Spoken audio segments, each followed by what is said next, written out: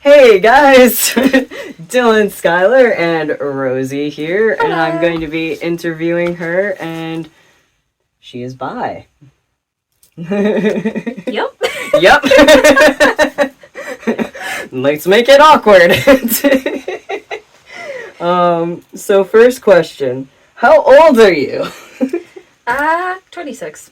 26. Cool. I'm 27, so, yep. I'm older, I guess. Who would have thought? What are your pronouns? My pronouns are she, hers, hers. Cool. And what is your sexual orientation? No brainer at this point, bisexual. Did I mention that already? How about that? How long have we known each other? A while. Fourth grade is when we met. Yeah, Yeah. it's like a long time. Yep. How did we meet in that sense then? Okay. Actually, I think I might have still had an accent back then. But, Yeah. yeah, I just come into the country like a year before that. Mm-hmm. And yeah, we met in fourth grade, so that's elementary school. And Yeah. I think I remember it was like the first day of class. Like you just came in, like you were like happy and excited, like saying hi to your friends. And I'm like, okay, that's a really cool person. Thank you. I don't remember being like that. I remember myself being very quiet, but Yep. who knows? You left an impression. I left an impression. Yeah. Apparently, I don't even remember. Let's see. That would be the. All right. When did you first question if you were bi? That would have been funny enough. I think maybe 4 or 5 years old. Okay. Shocker. 4 or 5 years old. Shocker. That's impressive. Yeah, and it's like one of those like. It's interesting because like. Well, I'm from South America, so like. Yep. You clearly don't see a lot of people like expressing that. Mm-hmm. It's like it's not that anybody taught me necessarily, but it's just like I felt like I was kind of attracted to guys, but like I was more attracted to women Mm-hmm. back then. But it was one of those like I don't know. It's like I knew that I had those preferences, but I just didn't feel safe. And it's amazing that like as a child, I just knew it's like okay, like we just don't talk about it. Yeah. Yeah, like even though like sometimes there were like forms of things around me, like of I could see like there were women that liked each other or men and vice versa, but it was just like very hush hush. That makes sense. Yeah. Yeah. So how did you kind of like approach that when you came here then? I really just kept it hitting. I don't know. It's Yeah. like, and it is strange because like you look around you like what seemed to be the norm back then. Yeah. And I did have an instance before I came to the U.S. like where I kind of got bullied for it's like one of the celebrities that we all liked watching was like a TV show, and I'm like, oh, I really like her. She's like beautiful. And like people were just like, oh, like you have a crush on her, like, and that was like not. It was like a very innocent thing. Yeah. But I just saw like how everybody was picking on me on it, like, and it was kind of good fun, but kind of not. Yeah. Like I was telling them, oh no, it's just, I just admire her, but I'm looking like I really like her. Yeah. And I just brushed over like, oh no, it's just an admiration thing. Mm-hmm. So I think that's kind of how if I express this, good things won't happen. So it's like that innate thing as a child that you're like, okay, maybe I just like keep it to myself. Yeah. So I guess that's kind of how I approached it when I came here. I'm like, okay, like we saw what happened here, so I definitely shouldn't like come out about it. Yeah, that makes sense. Mm-hmm. So, like, we kind of grew up in a generation where, like, we're the in-between of, like, all this super out there and being, like, expressive and stuff. Like, hey, I'm trans. I'm loud about it. And then, like, we got the super suppressive generation beforehand where it's like, oh, you're attracted to boys or you're attracted to girls and you're a girl or you're a boy. And, like, you don't talk about that. That's like their generation. It's like it's scary, like to watch it go from that flip, and It's kind of like watching anime too. Yeah. Like, maybe, I don't know if it's a great analogy, but like I remember when it was like not cool to like that kind of thing, and then now everybody likes it. So yeah, it's like a huge flip. Yeah, and I remember it's like we did have, funny enough, like an LGBTQ club in high school, but I remember like it was just so hard. Like if I wanted to date a woman, like it never really happened. Mm-hmm. But like if I wanted to date a woman, it's like it's like you're like, it's like, so how do I let people know, but let them know in a way that like the whole school won't blow up about it or so. Yeah. But then once they started the LGBTQ club, like it felt a little safer. Yeah. Like I went there and to support some friends as an ally, but nobody knew. Like I just told them, oh no, I'm just straight. I'm here to support you guys, and that's it. Yeah. So you said you were also like more attracted to women at the beginning, but you seem to have had more relationships with men. How does that kind of like implement into now? Yeah, that's a fascinating question. So I guess like attraction wise, yeah, that goes into like another part of my sexuality. Like, so I'm bisexual, but it's like I feel like also like, oh, what's the term for it? Demisexual. Yes, it's like demisexual, demisexual, asexual, and like these are all terms like I've had the feeling for it, but I didn't know until now. So like it does kind of help me like when I talk to friends about it and they say, oh, they're demisexual, I'm like, oh, let's talk about it, because like I also believe that I'm demi, and I'd love to like share my experience with you and like see like if you also feel that way. But yeah, it's like I had to have like a really strong attraction to the person. Yep. So sometimes with women it didn't work too well, because I just had like and I know we'll get into it, like more of like a male kind of oriented brain in terms of like the things that I liked. So I never really like had like strong connections with other females. But as far as guys, it's like I don't know. I don't know. I kind of like both the same, so to speak, but dating wise, maybe because of like the societal norms, I really only got to date mostly men. Yeah. I did have like a short experience, and it was like mutual, and we knew it was like timed with a woman, but that was about it. Yeah. So, but like I don't feel like a loss for it or anything. It just didn't happen, but it's like at least I'm like, no, like I'm attracted to both, and I don't deny it. But if I see a very beautiful woman, it's like the first thing. It's funny if it's a beautiful woman or a beautiful man. Like, I don't sexualize them when I see them. It's more like it's an admiration. Yeah. And then from there, that's where like the demi kicks in. Like that admiration could turn into like feelings and attraction for them. If you have like more of the emotional engagement kind of thing. Yeah. That makes sense. So maybe I don't know. Like it'd be interesting to see like another bisexual person's view. Mine's like it's so tied into like the demi. Like I really like don't get those kinds of feelings until like I really know the person or have a connection. Yeah. So that would kind of, that's definitely demi for sure. Yeah. Demi, sometimes asexual, but yeah. Yeah. Would you also kind of categorize yourself as like maybe a little bit sapiosexual, where you need the like intellectual engagement as well? Like, sapio is about being attracted to someone who's really smart. So if someone's engaging your like mentality and making you think about things, would you find yourself more attracted to somebody like that? Never thought about it actually. I'd have to think about it. Okay. But maybe, I mean, I do find that because that's what I've done. It's like I've been like in the sciences. That's what I work in. So I do find, I'd say so. I do find that I'm attracted to people that like to think beyond what's on the surface. But it's also like I'm not a genius either. That's fair.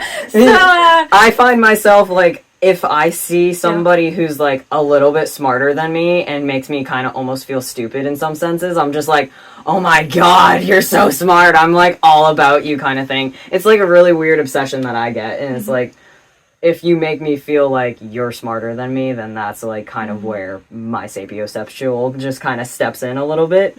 Do you feel like you're missing out on a piece of yourself by not having these relationships with women? No. I mean, but before maybe, but after I had like my experience, I was like, okay, like I finally got it out of the way.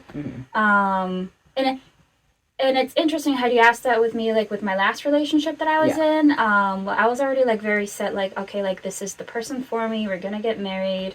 And I actually like had like very much come to terms that I might never be with a woman. I was fine with it. So I guess I'm answering with what I knew then and what I know now. I had the ability to experience it recently, and then I'm in a relationship with a man. And it's not that I miss it. It's just like, I don't know, I came to terms with like, okay, I had my experience, had my fun, happened to fall in love with him, like we really connected, and so I don't feel like I'm missing out.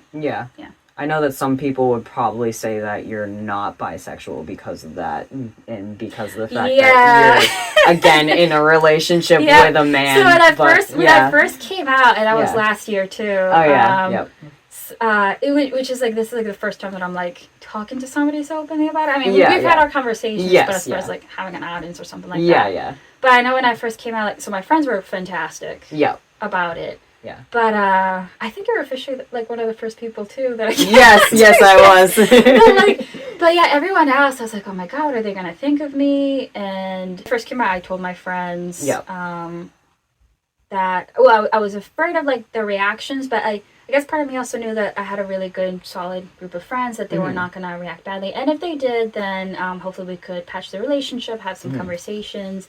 There were some people that, and they said it respectfully, and still talk to them, we're still friends, but they're like, but you all always dated guys. And I'm like, yeah, that's a misconception. It's like, I could be with a guy, but like, I've been a bisexual since I was born, as far as I can tell, since, again, 5 years old. That's when I knew that, like, I had attraction to both. So, for it too, because it's, like, it's easier to hide it, so to speak, but it's not that I was trying to hide it. Well, back then, yes, but at the same time, it's, like,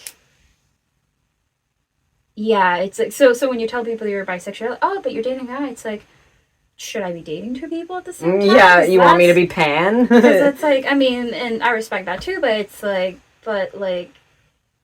just because I haven't publicly dated a woman doesn't mean that I'm not. So. Yeah, that's fair. Yeah, that makes sense. I kind of have a similar relationship with that as well, but except my difference was I was making out with people all the way from when I was in preschool. So making out with my girl best friend on the bus, and then I was also making out with my guy crush in middle or preschool under the table. So there's that. Yep, I grew up too fast.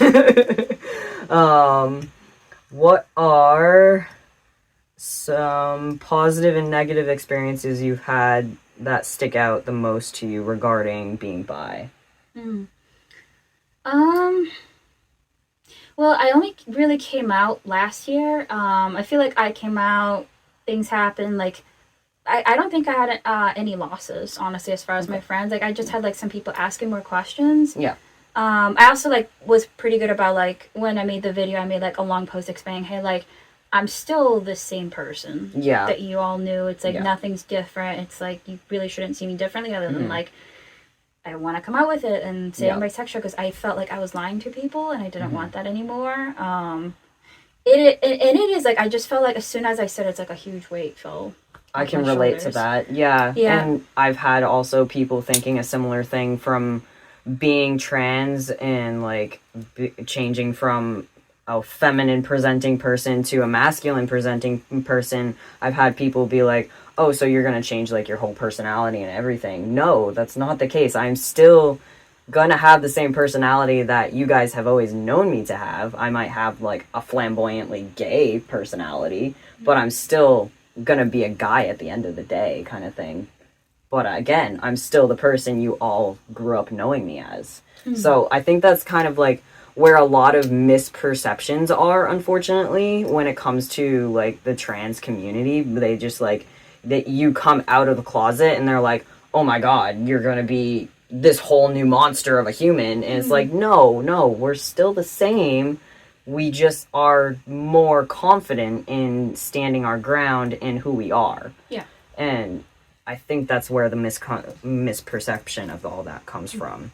And then getting back to that too, it's like, so it's been mostly positive. I think it's like, it's a different, we have like different generations, like you explained earlier, going on. So I feel like coming out now is a little easier, but how to come out like in high school. Ooh. Yeah, that would have been ugly. That would have been ugly. I was the bold one that was like making out with a girl on the bus, so I was already out. Everybody thought me as like the weirdo, so I was just like, no, fuck it, whatever. I'm bi. I'm bi from the beginning. I'm bi now. I've always been bi. So I guess I kind of cleared the way a little bit for some of the people coming out, but like again, there was a lot of people that were still closeted, and like again, in that phase, I had no idea what the heck a trans person was. Like, I didn't get exposed to it. I didn't get exposed to it till like late in college, I'd say. Funny enough, and like again, we can get into that. But I knew about it was like sexuality back then was more like cut. There was like you're either gay, lesbian, bisexual, or straight. Straight, yes. And then all the other terms came out, which I'm like, oh, okay, like it helps you like understand who you are, what's going on. But I always saw it's like, because again, I went to that LGBTQ club supporting a friend. I only went to like 1 to 3 meetings. Like I remember, like you could count it on my hand. And I remember sitting there, I'm like, wow, these guys are so brave before coming out and starting their club. And I was actually really happy that they started the club. And I felt like, oh, like this is progress, this is growth. And some of the workplaces that I've been at now, like have also had like big LGBTQ communities. So that's why I felt safer.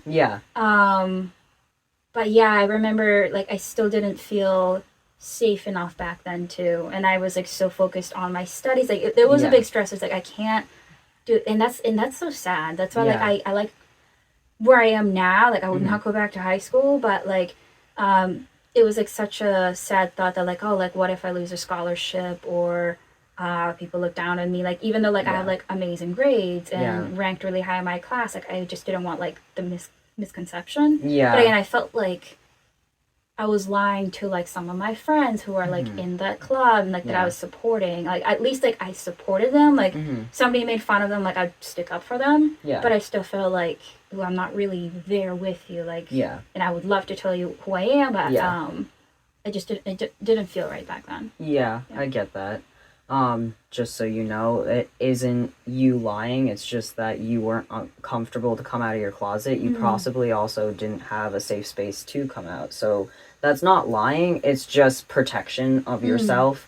And I want other people to be aware of that as well. Just like if you're in the closet, don't take it as you're lying to people. You're protecting yourself, and your safety is the most important thing in any situation. So if you gotta like protect yourself and say you're not who you actually are in that situation, like if I have a guy come up to me and he still assumes me as a female, I'm gonna protect myself and just ignore what he said and just keep going, because it's none of his business who I am. And if he's going to see me as wrong, then that's his choice. So again, and I'd say like come out when you feel safe to do so. Like it's not, each journey is individual for sure. Like mine was very individual to me, and like when I came out, like I already had like a strong core group around me. I knew like no matter what happens, they'll still love me. Even if the world around me falls apart. So just like I'd say like for people to like do it like in their own time.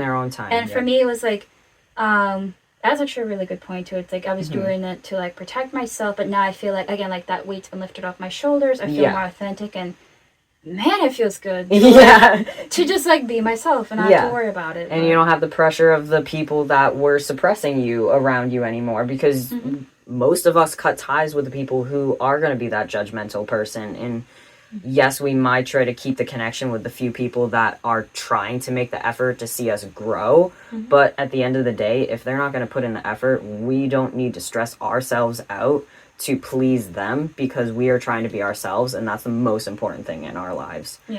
For us specifically. Where would you be if you didn't question being bi, like at all?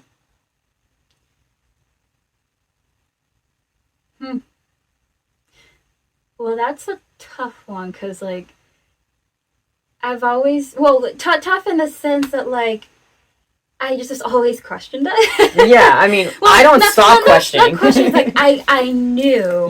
But like whereas before it's like I did tell my previous partner that I'm bi, but they weren't really accepting. It's like they weren't shaming me. It's like I told him that, and it was more like almost like he forgot. I know he didn't. I had a case where one of my friends was very upset, opened up and said that she was bi, and didn't feel good about herself, like kind of like going through my fears. And I just remember like looking, I'm like, oh my god, like she came out like much earlier than I did, and I said, you know what, like I'm telling you this because I want you to know it's like there's nothing wrong with you. Like I'm bi, like I'm still me, you're still you. You just came out and say, hey, like you're a whole heck of a lot braver than I am. Yeah. And then one day I hope to be as brave as you are, to be Yeah. able to like tell people that you're the first person to ever know. Yeah. So it was a really sweet moment, and I remember telling that it's like, oh, there's a like, why do you tell them? Are you gonna start dating them? I'm like, no. And that's another misconception. It's like, oh, like if you're bi, that you're gonna like go after everybody. It's like, Yeah. no, it's just like how a guy. It's like you cannot. I know guys like will admire women, but doesn't mean that like they're sexually attracted to them. Yeah. And again, it's the same thing. It's like I can appreciate men and women, but that doesn't mean like I'm sexually attracted to everybody. Yeah. Yeah. And people too, because there's the non-binary folk as well. Yeah. What kind of impact has questioning you being bi had on you in a positive or negative way?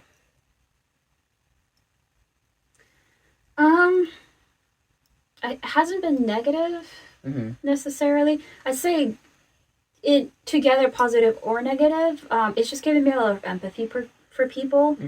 Again, because I was having my own quiet inner struggles. So when I was seeing other people around me come out, or say they were being bullied for like admitting to somebody they liked, and maybe it like blew up in their face. Like that was always my nightmare. Like, oh, if I go up to and confess to a girl that I really that I liked her, and what if she tells the whole school, like because she's straight? It's like So if anything, I've been able to like empathize for those situations and people that have gotten bullied and provide support. So I feel like it's just made me very empathetic and understanding of people.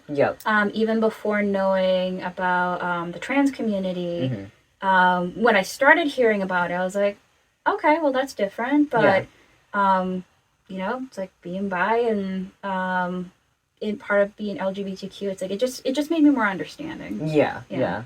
And I think like another thing that kind of gets like lost as well is like when people are bi, they are still into monogamy a lot of the times. Part of the misconception that a lot of people have is that all people who are bi are pan, where they want to go out and sleep around and have multiple different partners, but that's being pan, not being bi. Oh, polyamorous, poly, yeah. So that's the frustrating thing. I mean, and if you do have that, like I know a couple of people that are polyamorous, but it's one of those that's I mean, it's totally fine. Yeah, it's like talking to your partner and just making sure. So good communication. And my friends, communication's the part, but it's like ethical, because I've seen unethical polyamory.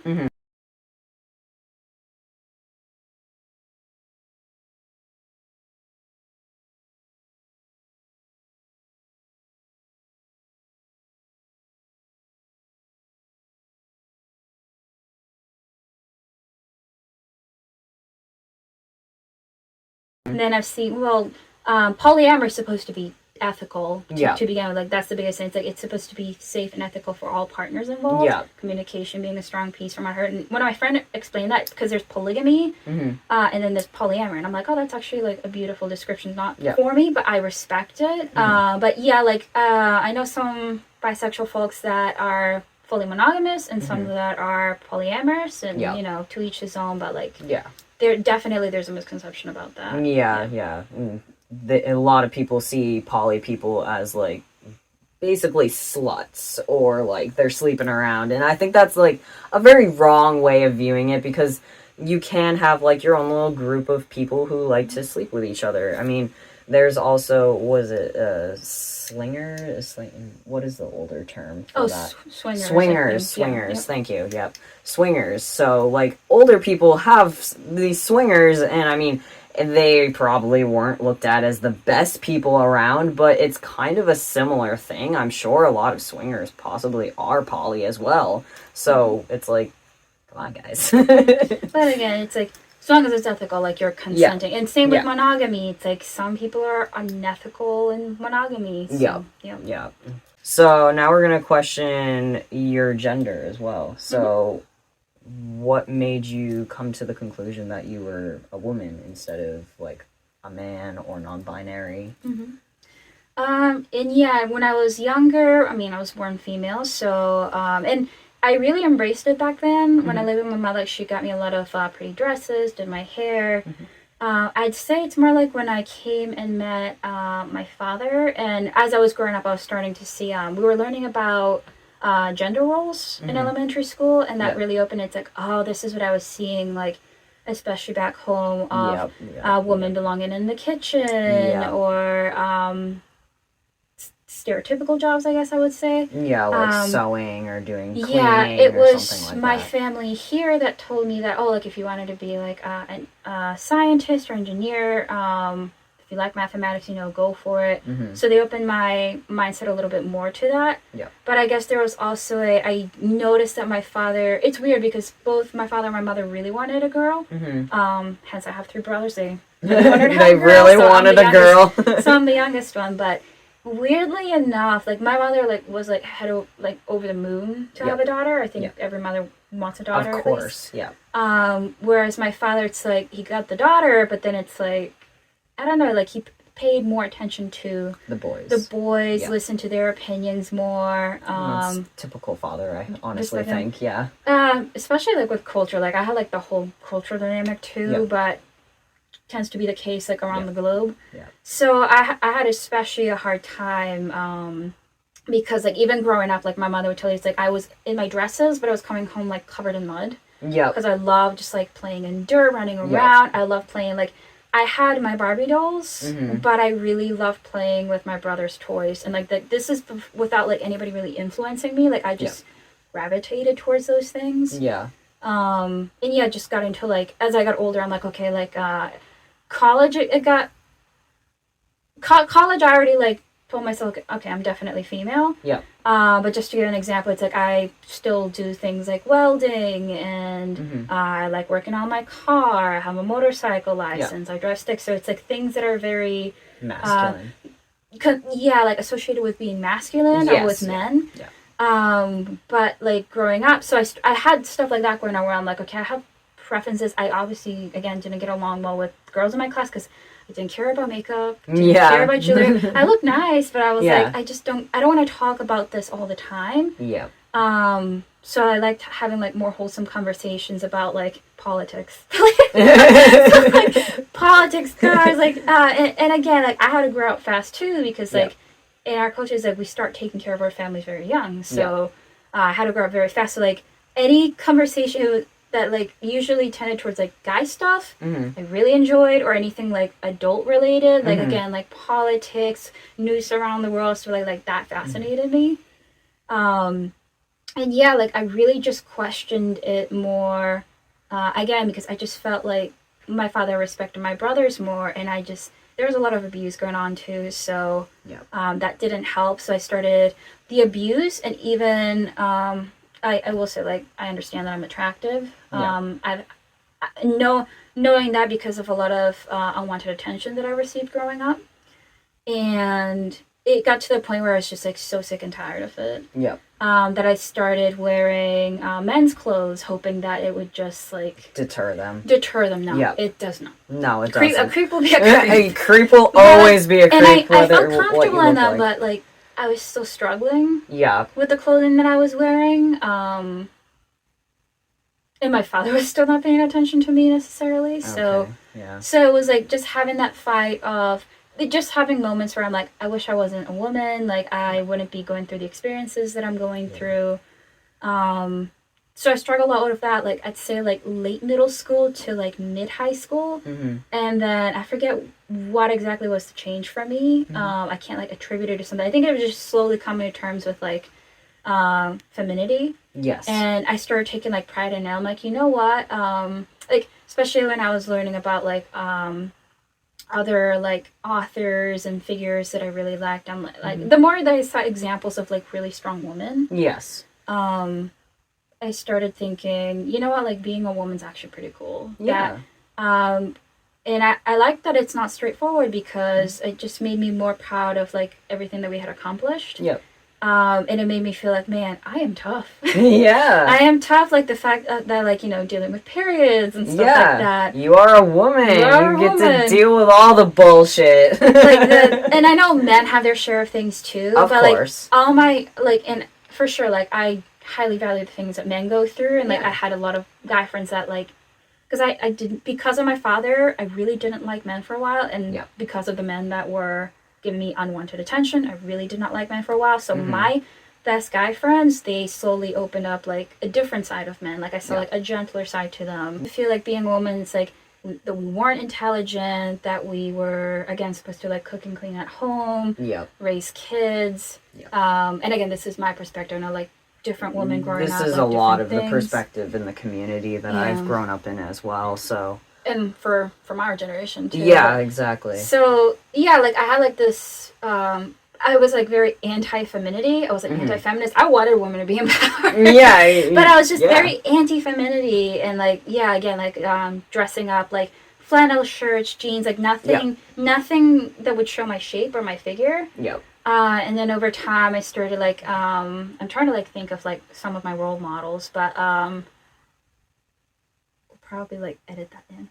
Okay. Yep. Okay. That sounds good. But yeah, I like, wanted to also add that like I've been in the wearing jeans and the flannels and stuff, but my approach was I went more masculine. You went more feminine. So that's where we differ. it's interesting, yeah, because like I did find comfort in it. Now sometimes like because it can be scary for a woman out there. Yes. Yeah, Yeah, like very scary. especially when I went on my bicycle. Like I look back and I'm like, oh man, like especially like some of the times where I dressed very much like a woman. Yeah. And I wasn't as scared back then about like things that could happen to me, but then as I got older and realizing some of the stuff that could happen. Yep. Like if I went like riding my bicycle around the block, even on a hot summer day, like I'd be wearing like baggy clothes. Oh my. Just because I on wanted a bike. on a bicycle. Holy moly! Well, 'cause, like I wanted to like get my miles I mean, in. I've done that Yeah, too. yeah. But I also like yeah. I did not want extra attention. No, so like yeah. putting on a cap, and that's where like I found comfort in, just hiding and dressing as a man. Yes. But then at the same time, I was like, well, I don't want to cower away either, and I I want to be able to defend myself at some point.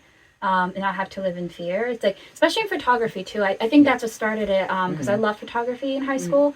So you see, like all these male photographers are able to like just go wherever they want and take their photos and not worry about being not harassed. worry about anything. And I had a situation like that where like I was traveling and I was like doing landscape photography and I got harassed, and I'm like, you know what? So that's where like a lot of like the baggy clothing happened, and then as more role models came up and I'm seeing like more women in sciences, I started joining like science clubs, mathematics clubs, and just having like a really good community for that. And I said like, you know what, I'm really proud of being a woman. Our hardships are ours alone. But the fact that we like keep like rising above that and overcoming it, like I feel like really proud. Women are very strong. And I never got to tell my dad because I don't know, I felt like he liked having a partner, but I felt like he didn't really respect women, so to speak. But sometimes I felt like telling him, like, you know what, you might see me as weak, but like that is where our strength is. It's like where people think we're weak, we're actually extremely strong. It's a huge misperception a lot of times with women. And like I did want to pinpoint where you said that like women are getting like sexualized. Men can get it as well, especially like closeted gay guys who are like older, or like people who are gay who are just like not comfortable approaching it. They can just walk up to another guy that they think is cute and just sexualize it. So it's not just women.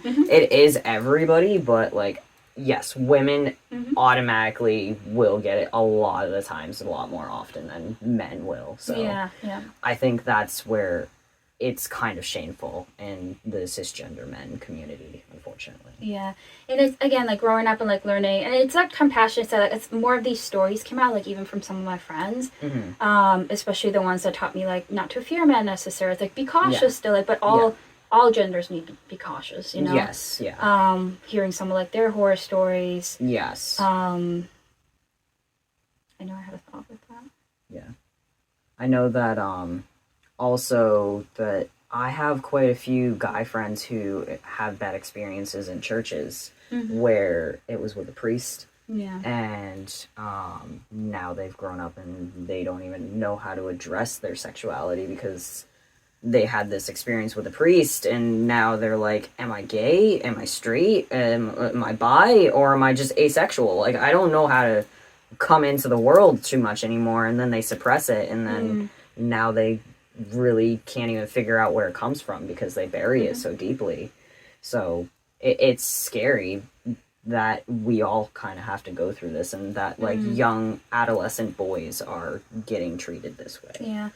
And I know like one of the points I was trying to get to now, good thing you have a picture of a ship up there too. But I'm thinking Titanic is like one of the best examples that someone I know brought up to me. It's like, because women have their own hardships, like both genders, like, and everybody, like the LGBTQ, like everybody has their own hardships within their community. Again, it's like the gender biases, the gender roles. Like for men, it's like you have to be tough, you can't be emotional, you can't be soft, and it's a big burden to carry. And then the thing with so one of my friends is like, because I was like, oh man, like it's hard to be a woman, this and that, and the guys are like, well, we constantly have to make sure we provide for family, but also if you're on a ship, like Titanic being a good example, it's like women and children first, so the men will stay behind. So it's like they have like their own like burdens to carry, and so I see both sides of that too. But if anything, it's like I still feel proud of that time, and like I kind of come to accept that I'm more feminine presenting. The more masculine side of me, it's like I've come to embrace it. It's like sometimes it'll take over more, like in the hobbies and activities that I do. I can be very chivalrous with other women. It's not flirting at all. But it's more of like I don't know, just showing respect for other women. It's like, I'm a gentle woman. But I'm tough too, because I can do cool masculine things, kind of thing. So I guess I'm just definitely female. With my masculine interests, who had thought about it came from like just really hating being a woman, but now I just came to fully embrace it. That's good. I'm glad that you kind of made that full circle, and you didn't let your dad kind of destroy that for you, because that sucks. And I gotta say, I'm also glad I had that moment, because like when I was thinking about I would love to be a man, what if he'd have had a son, would he have liked me more, would he pay attention to me more? It also, that was like the same exact time where like I met a lot of my good guy friends, and they opened up my eyes to me, like, oh, okay, like they humanized men to me, because I had been around like very abusive men, so they really humanized it for me, and I'm happy I had that period of time, because I came to appreciate both genders, but especially like really came to appreciate like my gender. That's good. I'm glad that was able to be cleared up for you. That's a hard journey to go through and walk through. I can slightly sympathize with. Well, I do. Sympathize. I very much sympathize with that. That sucks a lot. Can I relate to that? I mean, since I've taken the other route, since like we're almost kind of like polar opposites in the directions we went with it.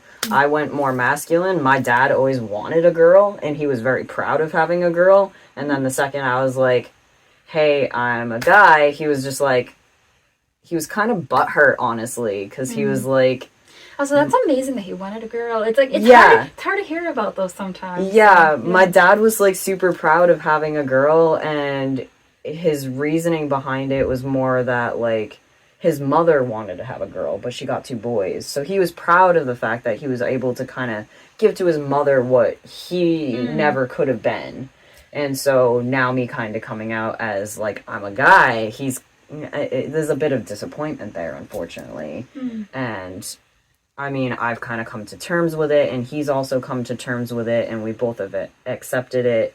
And, like, now he's starting to see that, like, this is me, and this is who I've always been, and I've been a boy this whole entire time. Like, I used to chop my Barbie dolls' heads off and, like, shave their heads, and, like, I was very much a boy the way I played with my dolls.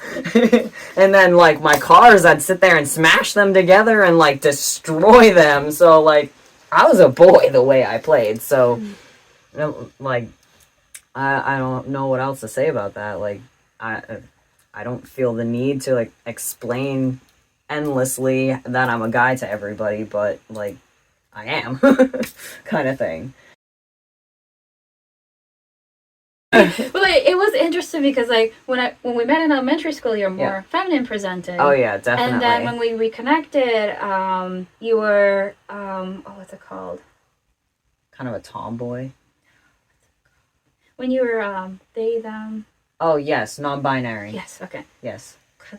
Or androgynous. Yes, yes. Yeah, so when we reconnected, you were non-binary. Yeah. And at the time, it also worked to that my ex's sister like had a friend that was also that's like college. That's when I started learning about non-binary and trans. So I was trying to get like some idea of it. I was confused, and I feel like some people like in the comments like were also confused. Yeah.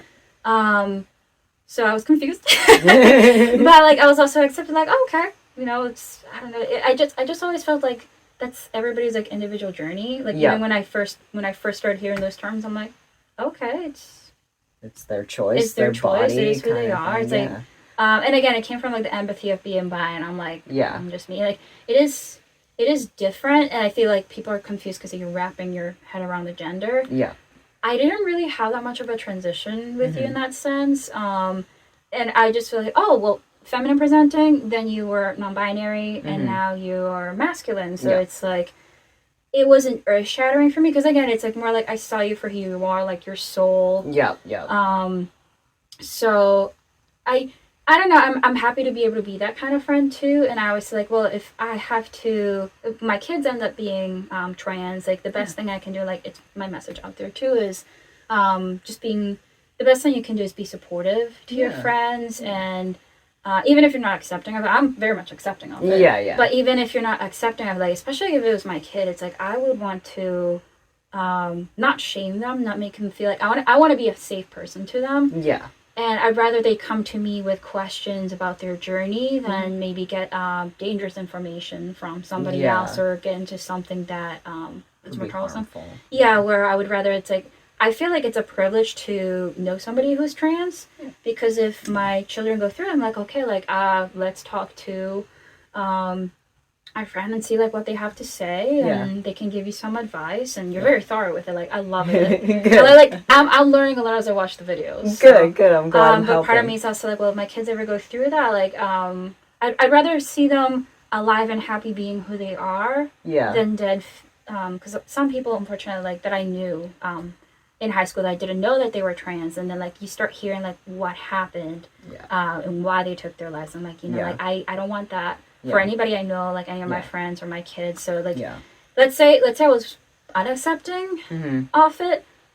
I would at least want to be respectful of it. So I'd be like, well, that's not for me, but I respect it. That's your choice, and can we help you find safe resources? Like if you want to go with the transition, rather than like going to a back alley to get a surgery where you're not going to be as safe. Yeah, and then they steal a liver or something like that. Yeah, you don't need somebody like taking more body parts than you need taken. Like that's not safe. That's not a good idea. Don't do that, guys. Not good. Don't go through a doctor. Try to find it and find the right timing. Find the community.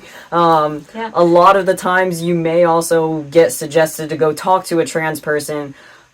For me, that's been very awkward. Every single time someone's like, oh, you're trans? I have a trans friend. Do you want to talk to them? And then it's like a 2-minute hi, and then it's just like really awkward, and then we stop talking. So that's usually how that goes. But if I was to be introduced to another person who's trans, I'd be like, oh, hey, what do you want to know? I can educate you in anything you want. You can ask me any question. They'll probably just sit there with a blank face and not know how to ask anything.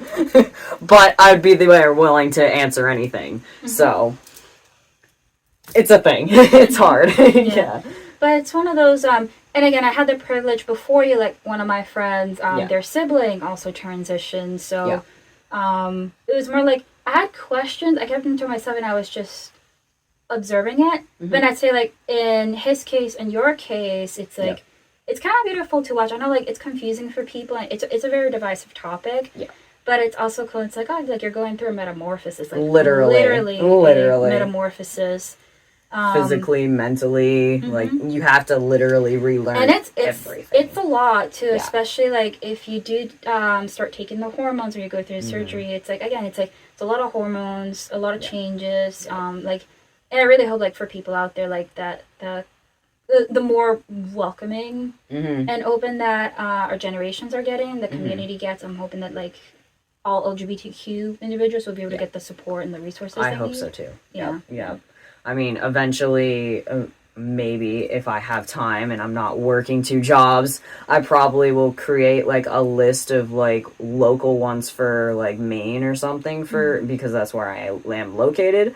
I'd probably give it for like a little bit in Portland, maybe a little bit in Bangor, maybe a little bit for like Lewiston, but that's like a future plan. I'm not going to be doing that right now, but like eventually maybe it's an idea. I'd like to kind of give somebody like a security blanket of being like, you don't have a safe place at home. Here's a safe place you can go and like kind of experiment, see if this is your like group. Maybe if you're not trans yourself, at least you can give support to the community because that's what we kind of need at this point. So, Yeah. Yeah.